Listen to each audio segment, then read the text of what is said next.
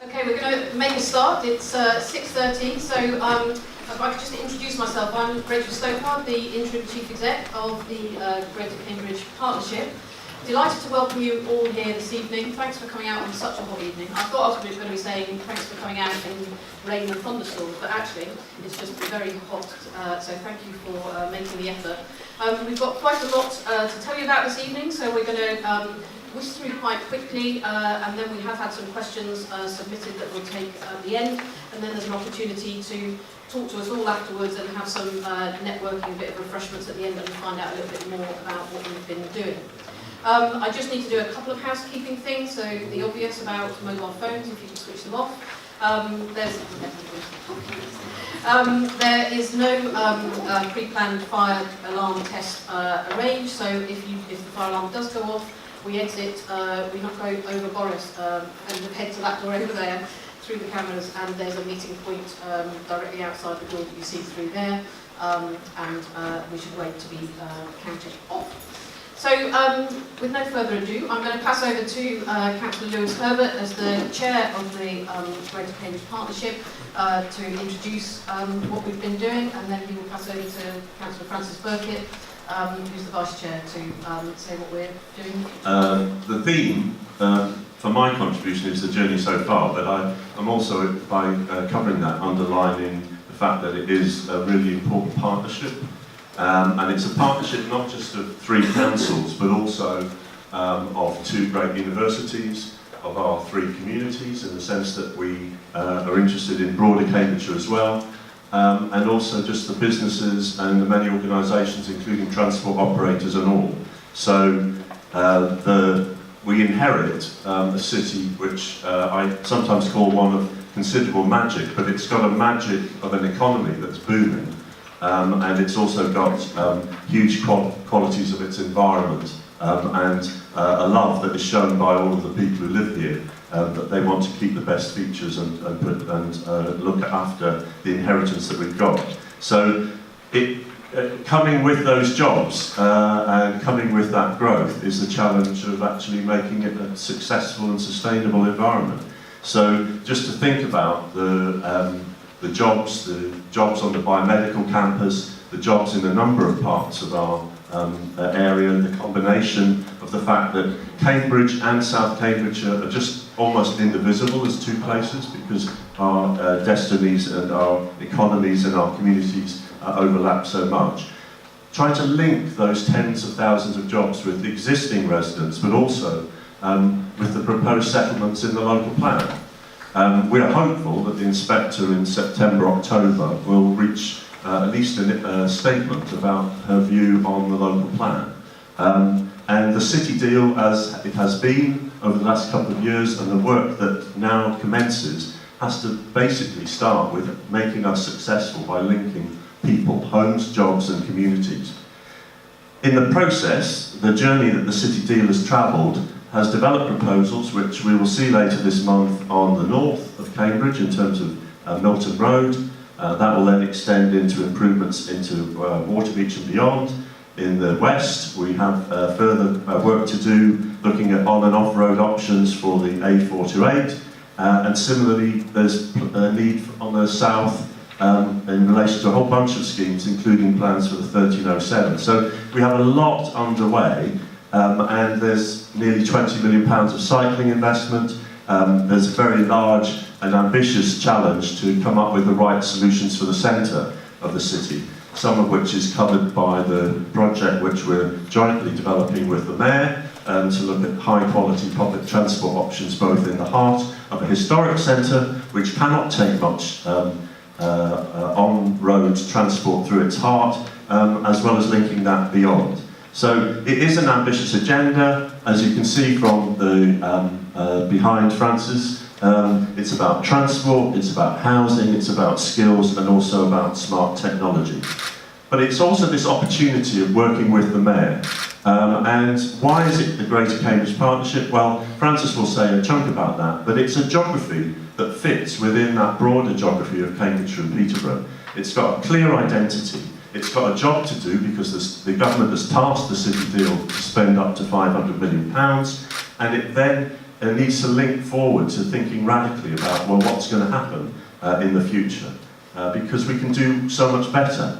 We started to open the door with Network Rail, with Highways England, about rail investment. We clearly badly need a Cambridge South railway station, and we badly need a Girton interchange. We need M11 to be a smart motorway. So those are the kind of projects that have started, but the partnership of businesses, of the universities, of the mayor, of the fact that we can persuade government that this is an excellent investment for them, as well as being part of ensuring that Cambridge is and retains that unique quality into the future, means that we have a lot going for us. And by working together, as been demonstrated in projects like A Case for Cambridge, we really can persuade the government to give us the tools that are needed, and also work with our communities to do it in a way that actually will meet their needs too. So that's where we've come from, and I'll now hand over to the Vice Chair of our board, which is effectively a partnership and reflects that partnership between the City and South Cambridgeshire, Francis Burkitt, who will take us on from there. Good evening, everybody. I'm Francis Burkitt. I'm a South Cambridgeshire District Councillor and Vice Chair of the Greater Cambridge Partnership. I'm going to start, I'm afraid, with an apology, which is that I can't stay for the entirety of the evening. After 2 years of waiting, Granchester and Newnham has finally got a new vicar. And our new vicar is being, I think the word is, installed by the bishop in Granchester Church in 45 minutes' time. So if you would excuse me, I will leave to see her and serve the Lord at that point, rather than Mammon here. It's very easy to be cynical about mission statements and vision statements and branding and logo. But actually, it's been very important for us as an assembly and as a board over the last 4 or 5 months. The 15 assembly members, the 5 board members, the senior officers and independent facilitators met, I think, on 3 Saturdays and 2 evenings, quite a considerable period of time, to take advantage of the lull of meetings during the elections period and just reflect on what we're all about. And I think it has been very useful for all of us to have a sort of top-down vision. And we have been told during the course of last year that a top-down vision and a statement and a mission statement would be a good idea. So we're responding to that, and I'm thrilled and delighted by it. Working together to grow and share prosperity and improve quality of life now and in the future. This is what the 20 of us, helped by officers, came up with. There's quite a lot in here. Working, you've got to work quite hard. Together, that's what the chairman has emphasised. It's together. It's together with the 3 councils. It's together with the universities. It's together with business and the led. It's together with the mayor. It's together with Network Rail. It's together with Highways England. It's together with government. But more importantly, it's together with our residents, together with our people, together with our parish councils, together with our residents' association. That's who we're serving. We are working together. To grow and share prosperity. I'm very pleased that we've got this word prosperity. It's more than economic development. Of course you want economic development in this area, but it's got to be wider than sheer economic development. Prosperity is more things. There's quality of life in that. Well, we've got there in the quality of life. It's public health, it's enjoyment, it's the green belt. There's so much more than mere economic development. Of course economic development's in there, but it's more than that. And what we want to do, self-evidently, is grow that. I don't think any of us would disagree with that. But there's a very, very, very important word in there, which is share it. And it's share it in 2 ways. You're sharing it geographically. Cambridge, simply and utterly, will not thrive if it's a pinprick of prosperity. The mayor and I were talking the other day, 10 minutes ago. Silicon Valley is 40 miles across. You know, that is the 40 miles and beyond is our economic region. We have got to share that prosperity and that opportunity over a very wide area. So it's a geographic sharing. And the other thing is, it's a demographic sharing. This Gini coefficient, which is the measure of inequality of the 43 cities that were measured in the United Kingdom, we have got the worst inequality. 43, whatever that number means on the scale. Our inequality is the same as South Africa's inequality. It's very embarrassing, that. So I think the sharing is a very important word. I've talked about prosperity and quality of life. Now and in the future, there are 2 time zones, really. To be simplistic, you've got to do something about it now. It doesn't doesn't mean tomorrow morning, but now in the near future. But you know, if I look around the average age here, you know, it's for our children, isn't it? That's what we've got to do, get this area going for. It's our children and our grandchildren. It's the future as well. I'm very pleased with this statement. We've then got, and I'll go much quicker now, 4 work streams with 4 objective statements. I'm not going to read them out one by one, you can see them later. I'm going to make a light point but with a serious message. These are all ing words. We want to creating, connecting, inspiring, accelerating, harnessing, developing. I'm told that ing words show a sense of drive, a sense of direction, a sense of momentum, a sense of intention. We deliberately have put these ing words in. It's a small point, but actually there's a serious point behind it. And as I said, I'm not going to go through them all one by one, but there are some very serious messages. We're going to increasingly, in the Greater Cambridge Partnership, report our activities in these 4 work streams against these 4 objectives, so people can see and realise how we're moving against that. So this is my final slide. This is an update. There's nothing revolutionary different about this. It's the same coloured wheel, it's the same typeface, but we think there's a seriousness behind this. This is a partnership of people in Greater Cambridge. Greater Cambridge is what we're mandated to look after, because we're working together, as I said, over the wider region to grow and share prosperity. And the final word that I do think is desperately important, it's our city deal. Councillors, before I was involved, fought hard for this from central government, got the £500 million. It's our money, our city deal. We should now try and undertake it as wisely as we can. Thank you. We're also launching a new website and lots of other communication that goes alongside that. So we've had quite a lot of feedback that some of the information that we have is not that accessible, so we've worked hard now and it's about kick-starting better communication with our residents and our communities and business stakeholders as well about what we're doing and why we're doing it. So that's very much flowing on from what Francis has just described and starts today.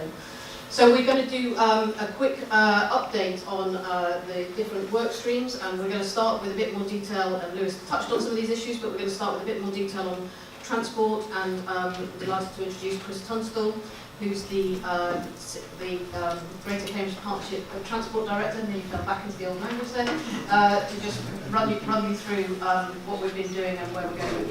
Good evening, everybody. Thank you for that, Rachel. Now I've got something to follow because everybody's well on time, and anybody that knows me, I talk forever. So let's just put the challenges. What we've got there, we call it the sunburst. It actually shows the key corridors, it actually shows the housing development sites and where the major business sites are. Interestingly, it also shows beyond, and it's already been alluded to by both Lewis and Francis, beyond the Greater Cambridge area. It goes out to St Neots, it goes out to St Ives, it goes out to Haverhill. We have not to forget that. They are key transport corridors. So what are we looking to do? Well, we've got another 33,500 new homes by 2030. We've got 44,000 new jobs and 25% population growth, which in the next 10 years, just over, is tremendous. And what's that going to put pressure on? The transport system. And I'd be the first to say, I see transport as a means to an end, not an end in itself. And I think that's useful to say because too often, perhaps from transport professionals, we are too busy trying to sell the transport mode in itself rather than what it's meant to be there for, which is getting people basically from A to B. Now, if that all happens, if we get all that growth, and that's what City Deal, the partnership is about, that's why we've got the 500 million, then it will be the case that we'll get about 33% increase in traffic and a doubling in congestion, and things will come to a halt. We will get some shifts, but we need to get major shifts to accommodate that, or we will not get the growth. So our aim is quite simple, the strategy is quite simple. Our strategy is to support the growth, and it is to provide sustainable transport over the next 10, 15 years, but sustainable transport that's future-proof, that can go beyond the horizon that we've currently got. But that's sustainable housing between, that sustainable transport between the housing and the employment hubs. At the same time, protecting what Cambridge is all about. Because we can't put 6-lane motorways through, we can't put ring roads through, which a lot of cities did back in the 70s and 80s, and are desperately now trying to get rid of them. As they call them, the concrete collar stops development. You can't do that anymore, not if you want development. But we need an evidence base, because too often the question comes back is, why? What is the problem? We've just done an ANPR survey, an automatic number plate recognition survey. And the first thing I'd say is, we do not know where you have been and where you are going, or who you are with, or anything like that. All we know is there is a vehicle from A to B, and what that type of vehicle is. So we will know if it's a diesel vehicle, we will know if it's a bus, we'll know if it's a car. It's the largest survey that has ever been done in the UK. It was 100 sets of cameras on a ring from the M11, A14, A11 that tells us exactly what is currently happening within the city centre, within that area. However, we're obviously going to look to do more than that, so we're going to analyse that. The results of that hopefully will come back in September of this year. We're going to do more than that. We're also going to do a travel diary survey to all 128 residences in the Greater Cambridge area, Cambridge and South Cambridgeshire. That will tell us what people's desires are. ANPR only tells us what they're currently doing. It doesn't actually tell us what they're going to do in the future, or what their desire is to do.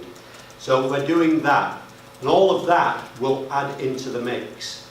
And as part of that then, we will be having a conversation, starting a conversation with people within Cambridge, with the residents of Cambridge, with the residents of South Cambs, to understand, to listen. That's a word perhaps that's used a lot, but it's something that just trips out and doesn't actually mean what people are saying. We want to listen, we want to understand what are the issues for people, and not apply something that we think is needed. Why do we need to do that? Because to get to a point where we can get good alternative modes of transport, and those modes of transport into the centre of Cambridge, because that's where most people want to go in terms of the business areas, CBC, Genome, etc., West Cambridge, where we are now, Cambridge West, sorry, then we need to know exactly what it is that people want, but then we need to be able to provide that capacity for other forms of transport to do it. We've set a target. We want to get traffic down by about 10 to 15% within the centre of Cambridge. Why 10 to 15%? Actually, that's the sort of figure at summer holidays. There's no greater science behind that, but that's absorbing the increase in traffic as well. Because without it, people won't get on buses, because the buses sit in the same queues as traffic. Unless, of course, we build other alternative means of transport, other alternative means for those buses. And the sort of thing we're looking at there, you'll have heard the word guided bus. We don't tend to use that now. Word busways, another thing. We're using the word expressways, because it doesn't matter what actually runs on them. I mean, interesting, but if I just give you, go to that. So, the picture on your right is a tram, correct? No, it's a bus, looking like a tram. The irony is, and there are places, Birmingham are looking at that, called Sprint is their system, much cheaper, runs on wheels, runs on tyres. Paris Metro, it's an underground, it runs on rails, doesn't it? No, it runs on tyres, it does not run on rails. And why does it run on tyres? Because actually, tyred clad vehicles, or vehicles that run on tyres, sorry, can actually run on tighter curves, they can run on steeper gradients, they are more flexible, they can run on roads. They're not just stuck to rails. So we are looking at all these sort of areas, and this is what we want the conversation about, to actually look at what it is that people require and how we can actually look to address that for them. Okay, so what else are we doing? We're looking at the traffic signal network within Cambridge. Would you believe there's 184 sets? Probably you would, because probably you caught at most of them when you try and drive around. We're looking at ensuring that that traffic signal network is up to the best standard within the UK. So you might have heard in the past of things like Scoot. And I've got to read it out, because even I can't remember. Don't really need to remember what Scoot is. It basically adapts the traffic signals to the condition of the network at that moment in time. So how much traffic's on the network, how much delays, it recognises that, it gives more green to certain things than it does to others. Split cycle and offset optimisation technique. That's what Scoot stands for. You probably never need to know again. But we're looking to make sure that the network is as efficient and effective as possible. Because that is something that people have fed back to us.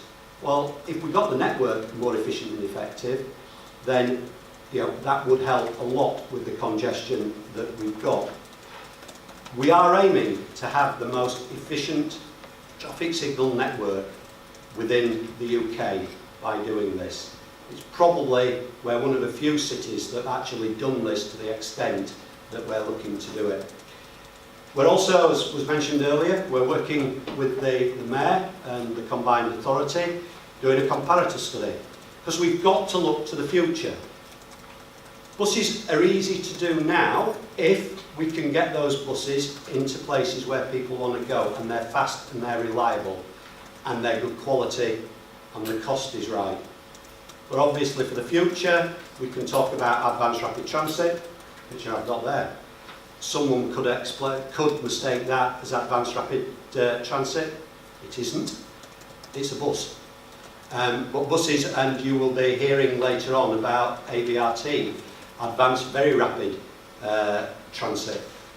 Again a bus, but running at very high speed. Running at higher speed than your normal trams or even light rail would run at. They can run at that. But the point is we need to know what's right for the city. What the city requires, what the residents require, what the outer areas, the travel to work areas require. So we're looking into similar cities within the UK, and we're looking at a minimum. We're looking at rail, we're looking at all our assets, we're looking to maximise them, we're looking at light rail, we're asking them to look at ABRT, we're asking them to look at bus rapid transit, a bit like the busway or the guided bus. It doesn't have to be guided, but something like that. We're looking at underground, that was touched on. Can't do much within the city centre, we need that space within the centre. Even looking at monorail, I have to say, we had it because someone might raise it in the future. Realistically, it was like when I was in Birmingham and someone suggested that we'd put a cable car linking Moore Street Station with New Street Station, because there just happens to be the bull ring in between them, and they are a major interface. But we are looking at that.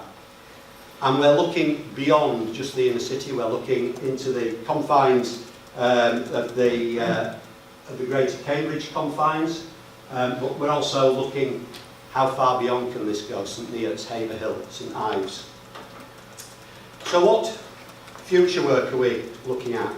Well, we hope from what we've said today, you can see we are thinking more out of the box. We're developing a long-term ambitious plan that will take us from 2020 on.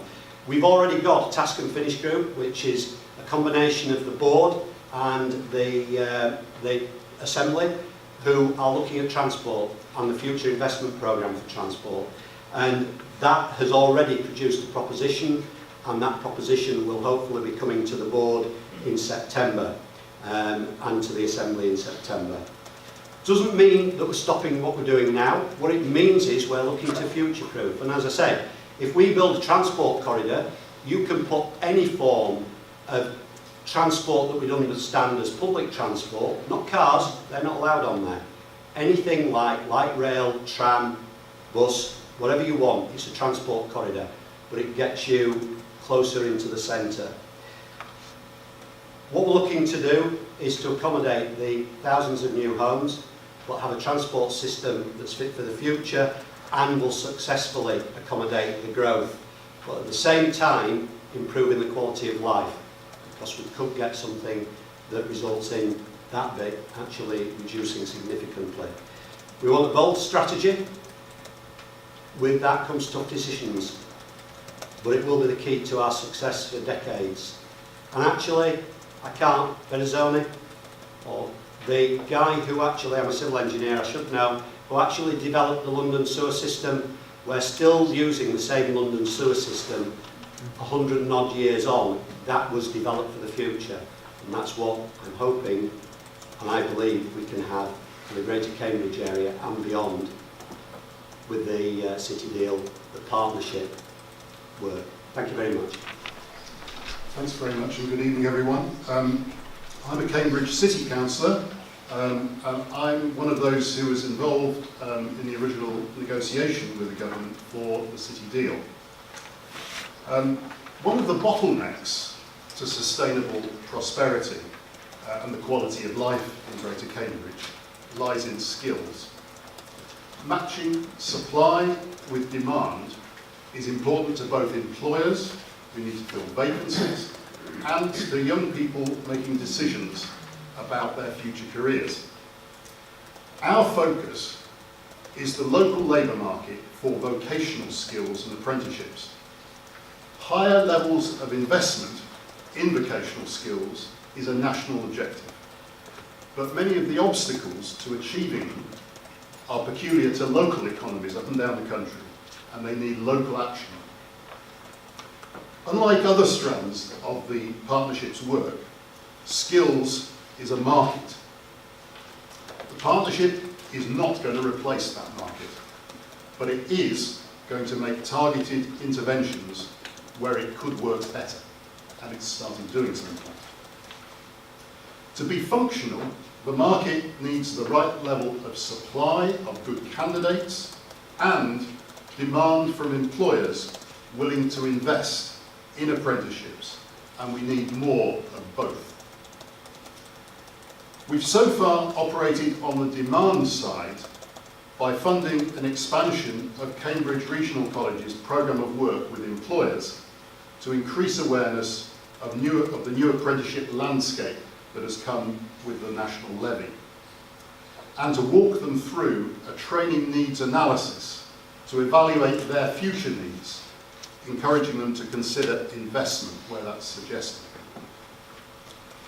Predominantly on the supply side, we funded a skills service to work with schools to improve young people's knowledge when they make their career decisions, highlighting the historical undersold option of apprenticeships. I'm now going to introduce Anne Bailey, whose company Form the Future we fund to deliver some of this work, and she's going to say more about it. And after Anne, to save time with the introductions, Ailsa Carruthers is going to come forward from the homegrown pharmaceutical company AbCam on the Cambridge Science Park, and she's going to share a snapshot of her company's logic for starting recently to invest in apprenticeships.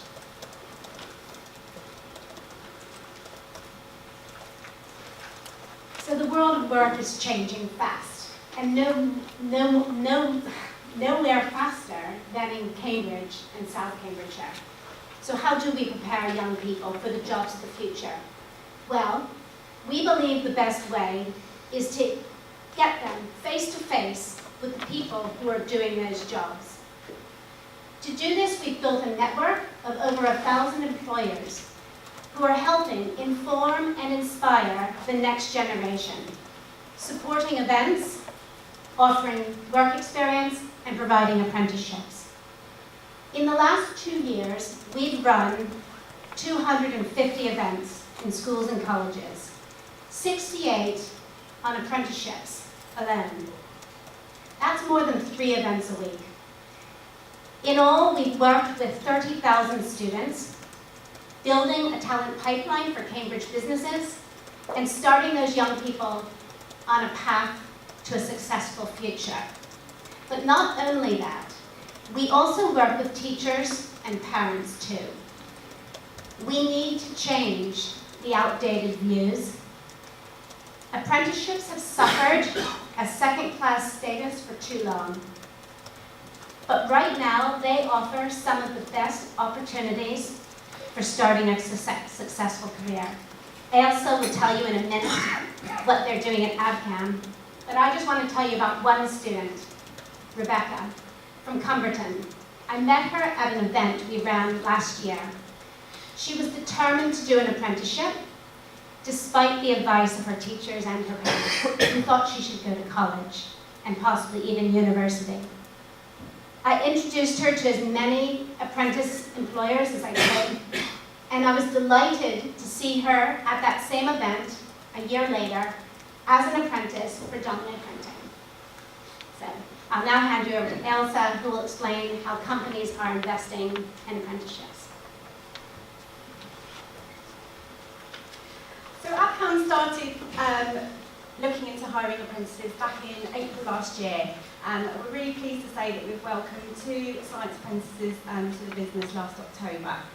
As a levy-paying company, we were obviously keen to utilise the levy to grow and develop people, but also we see apprenticeships as a really exciting way to grow new talent within our business, ready for the future.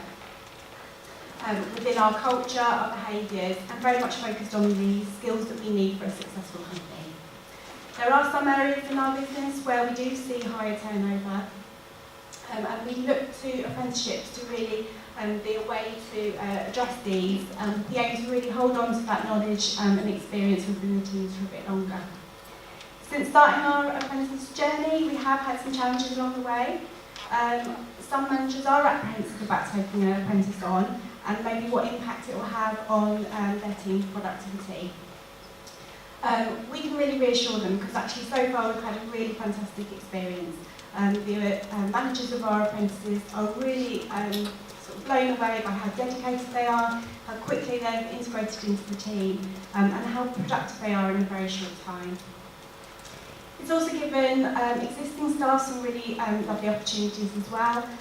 We've got some senior lab technicians who are actually supervising these apprentices, as well as freeing them up so they can work on more challenging projects for their own development.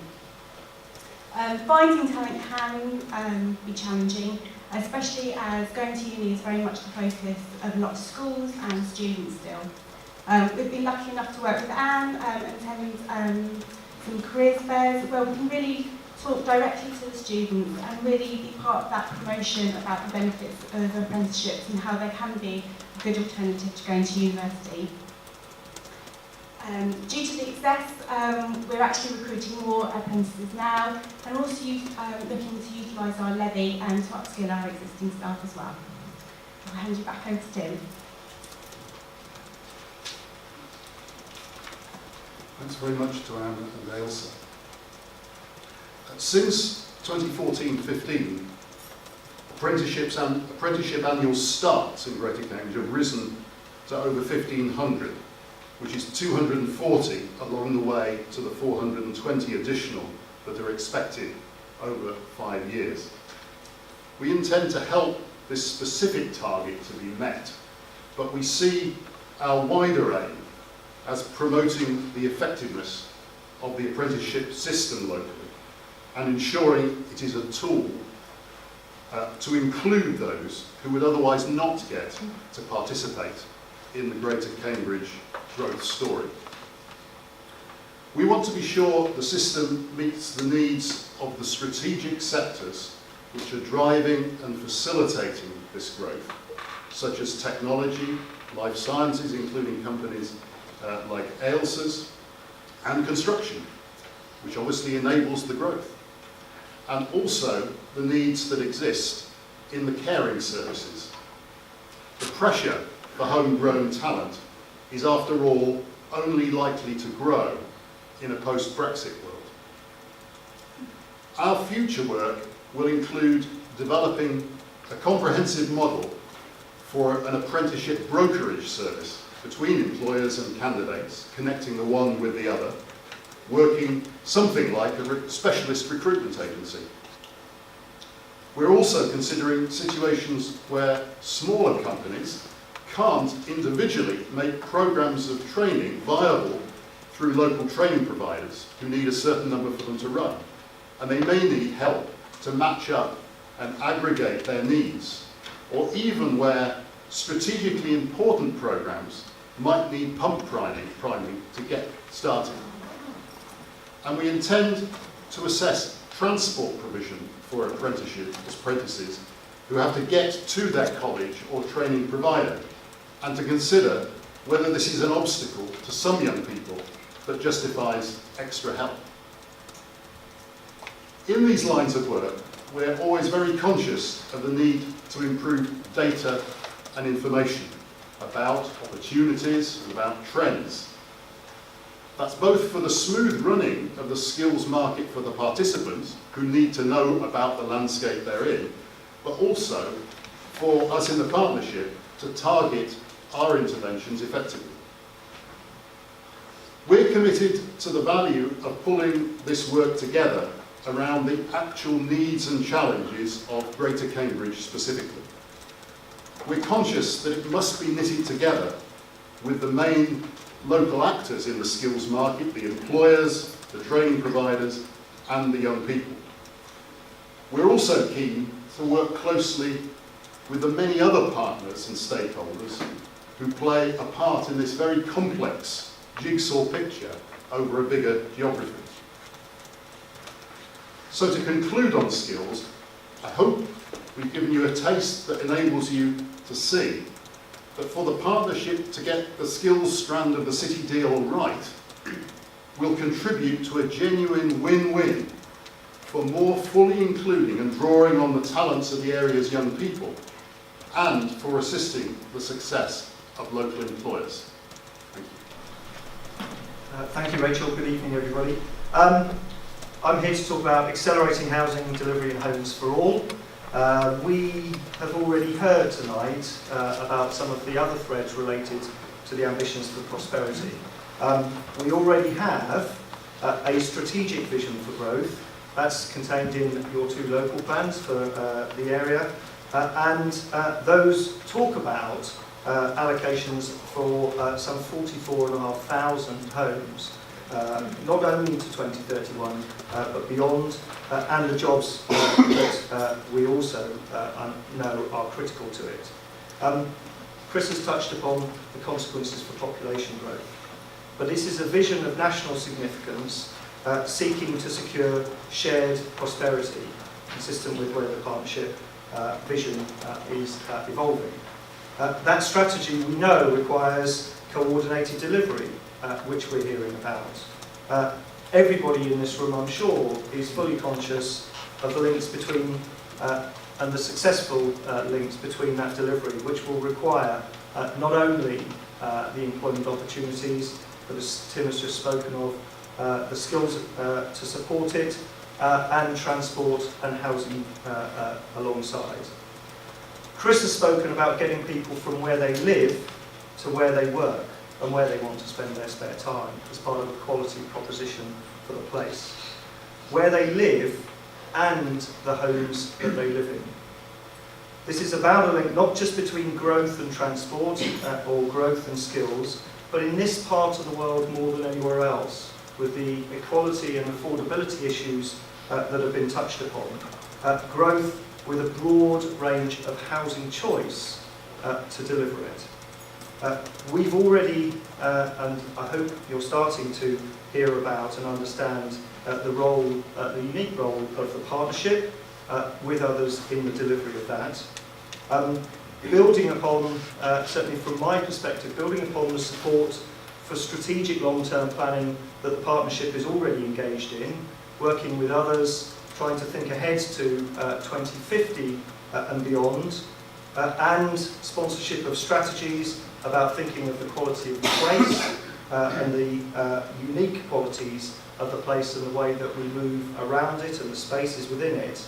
The housing thread and the work that we've been with members of the board and the Assembly, but also with officers around the housing agenda, has started to explore where this role takes us to in the future, and how Greater Cambridge Partnership might support that process effectively. Lewis has already touched upon, and I'm sure others will, the wide range of operators in this space. and the great amount of collaboration and good work that's ongoing. And so our thinking, the task and finish groups that I've been involved with board and assembly members, have started to think about the specific qualities that the partnership can bring. Also city deals, there we go. Firstly, and really importantly, picking up on the themes that Francis and Lewis touched upon around, this is about your place, this is about the place for everybody. And so rightly, any choices around housing interventions or participation in the housing process should be part of a coherent shared strategy for housing. That strategy is being developed by the City Council and South Cambridgeshire Council, but is also part of a process of engagement with the Combined Authority, with the Housing Development Agency, and we're going to hear a little bit about that as we go forward. So it's important that the partnership is using that strategy as its driver, not some other agenda.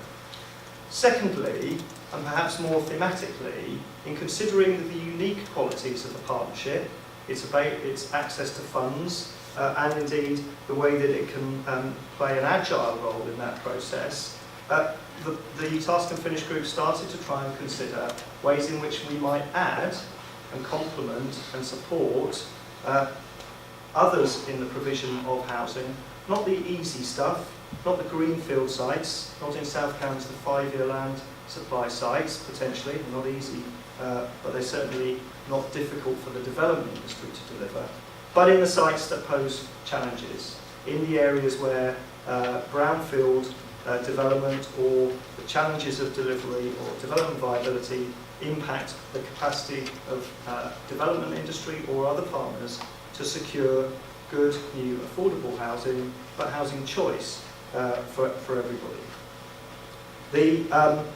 That's led us to start to think around areas that we want to talk around, including modern methods of construction, trying to find ways of facilitating that. I know that others are also considering their role in that. Supporting self-build, and South Cambridgeshire District Council is already a self-build pilot in a national programme. How can we help and facilitate that process? Or indeed, particularly when it comes to some of the difficulties around funding the self-build sector, is there a role that we might be able to support and play? It's also in considering involvement in community-led housing proposals, in trying to explore new ways to help everybody to provide housing, not just housing for sale, not just conventional models of housing delivery, but alternative ways and more inclusive ways of adding capacity, accelerating supply, improving delivery. So, the Greater Cambridge Partnership, I'll have this by the end of this day. The Greater Cambridge Partnership is about trying to become an unblocker in the housing market. We're not the housing authority, it isn't the housing authority. There are plenty of organisations working together to try and address the Greater Cambridge challenge. But it is about City Deal playing its part in trying to unblock and progress that agenda. Thank you very much. I will hand over to Babette to talk to you a little bit about that HDA. Good evening, everyone. My name is Babette Lind, and I work for the Greater Cambridge Housing Development Agency, or simply put, the HDA, as a business systems officer. The HDA was set up in 2015 with the support of a £200,000 investment by the City Deal in order to help with the delivery of new affordable homes across sustainable locations in Cambridge and South Cambridgeshire.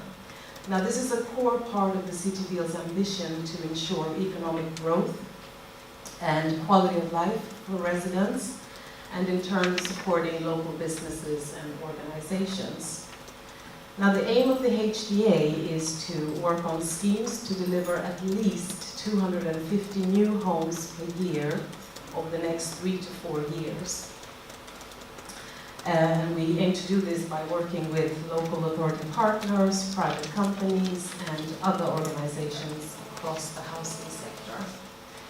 We're pleased to report excellent delivery to date, with 274 homes completed and a total in excess of 550 homes by 2019-2020. So the HDA is successfully working in partnership with the City Deal and the combined authority to deliver the affordable housing that is so badly needed in the area. And although initially set up with the support of the City Deal, the HDA is now directly responsible for the delivery of 500 new homes in the city. And this is funded by £70 million as agreed of the Cambridgeshire and Peterborough devolution deal. So the HDA will manage the spending of the devolution housing grant and deliver the 500 homes over the next 5 years. So to sum it all up, the HDA is just one great example of how we're pulling together resources and working in partnership to deliver the homes that are so desperately needed in the area. Thank you. Thanks, Babette. I don't want to say no. Thanks, Rachel. Hopefully you can set up the square box after my bit, otherwise I might be bankrupt by the end of it. As Rachel said, I'm just going to talk a little bit about the smart work stream. At the beginning, Lewis mentioned, how far we've come with the Greater Cambridge Partnership to date. Is this not? Am I just okay? Right. I'll try shouting. It's not that smart. Anyway, at the beginning of the evening, Lewis mentioned how far we've come with the Greater Cambridge Partnership to date, and I think nowhere is that more true than with the smart work stream, which was set up, as many of you probably know, quite late in 2015, really as an initial exploratory work stream to see what we could achieve. It was also named initially the Smarter Cambridgeshire work stream, which unfortunately in our soundbite age, it doesn't trip off the tongue, so it's been shortened to Smart Cambridge. But that doesn't, of course, mean that we're not building on existing smart solutions, and it certainly doesn't mean that it's only focused on Cambridge. It is focused on South Cambridgeshire and beyond as well. And I think it's actually achieved quite a bit in a short time, and I think the reason for that is it's been based on a very broad collaboration. You've heard the theme of partnership here this evening, but that's really true in the smart work stream as well. Right from the beginning, we've been working with businesses, the two universities, to some full knowledge and expertise, and that's really paid off. And I think it's one of the unique characteristics of this area that everybody has been prepared to sort of pitch in and work together on it.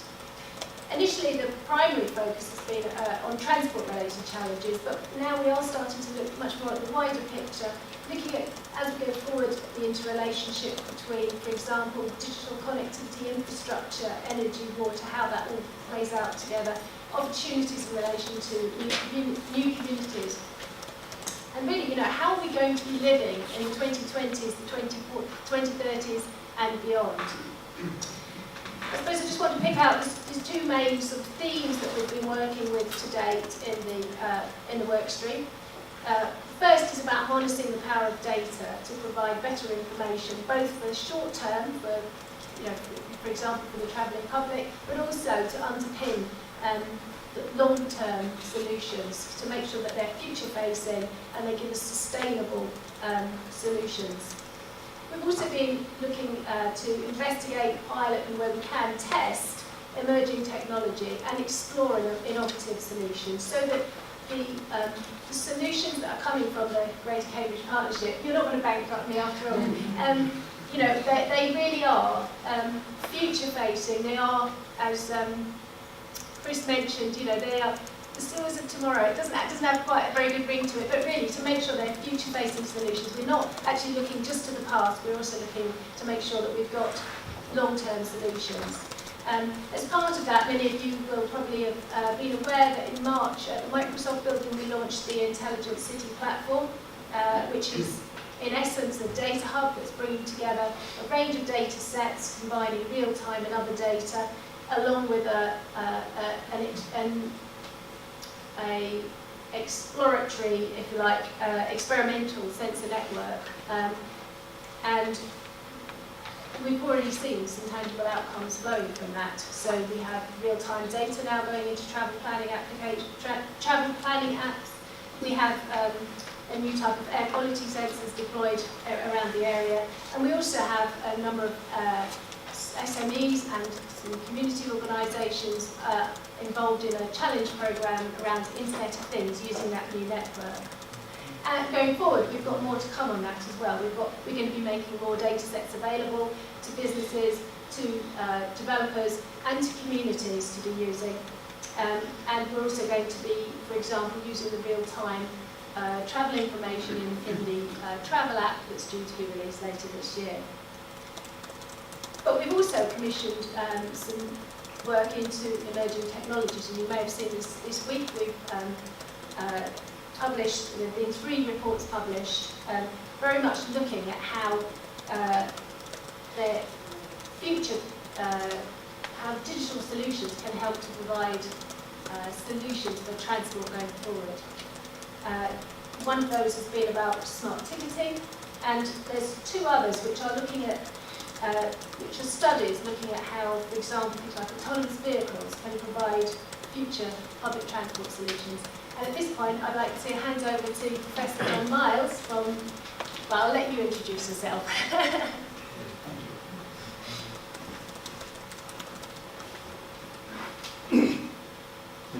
Good evening. Yes, I'm John Miles. I'm from one of the great universities in the city. And I would just like to say thank you for the opportunity to speak here tonight, because I think the theme of partnership has been central to everything that's been said. And it is a great privilege to be able to be part of a partnership where we're all working together for a shared vision, something which will help all of us to prosper in the future.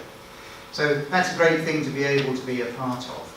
And as Noelle has said, there's plenty of opportunity to make change occur. Earlier on, Chris Tunstall was talking about the transport systems within the city and went on to talk about future transport and the cleaner, better forms of transport that we can see already appearing. He mentioned electric vehicles, for example. And then there's another layer that this smart element can lay on top of clean, green transport and electric vehicles by introducing concepts of intelligence. And so intelligent vehicles and intelligent systems put another layer again on top of what we are able to look forward to.